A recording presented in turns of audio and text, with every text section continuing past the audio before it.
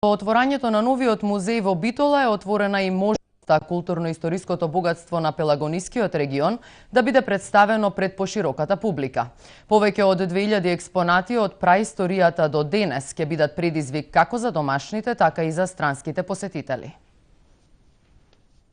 Мило ми е што сега имаме музеј со репрезентативна музејска поставка, која отсликува историјата, традицијата и културата на Битола и Македонија од праисторијата па до современата уметност.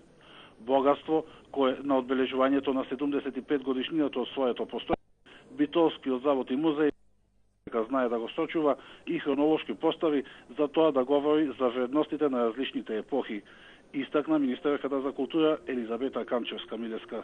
Ова не е само музеј со предмети и материјални докази. Ова пред се е уште еден од нашите раскошни мостови кон историјата. Во новата музејска поставка, распостелена на околу 700 метри квадратни, поставени се нешто над 2000 најразновидни артефакти. Некои од нив за прв пат се пред јавноста и само дополнително овозможуваат да се почувствува духот на минатото, целосно да се осознае историската мапа. Македонија ретко има вакви простори и ова единствена сала или простор собрала огромен број на движни археолошки, етнолошки, историски предмети, кои што баш го сликуваат здивот на Битола како конзулски град, како град со патина, како град со античка историја, со праисторија, особено Пелагонија богата со праисторија. Направивме на музејска поставка со која што можеме да се гордеме и ние како вработени, и вие како посетители, а конечно можеме да се изгордеме и пред сите туристи од Европа и од светот.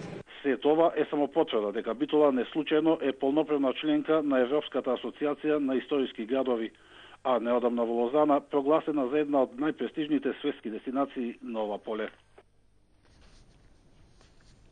Во светот се наоѓаат над 100.000 материјални артефакти што биле откриени во Македонија, истакна директорот на Управата за културно наследство Паско Кузман во Битола. Има над 100.000 предмети од Македонија што се наоѓаат во музеите во Србија, Хрватска, Словенија, во Британија и во други музеи на секаде низ светот. За сите предмети што се оттуѓени пред Втората светска војна нема правна основа да се побараат, но се што е по Втората светска војна би требало на доброволна основа да се направи обид да се вратат артефактите од нашето поднебје, рече Кузман. Тој посочи дека треба да бидеме доблесни и ние да ги вратиме нивните артефакти, како што е примерот со споменикот на кралот Александар, кој во 1943 година бил фрлен во водите на Охридското езеро. Ако го пронајдеме, рече тој, да го вратиме во Србија, а за возврат да ни бидат вратени маските од Требеништа.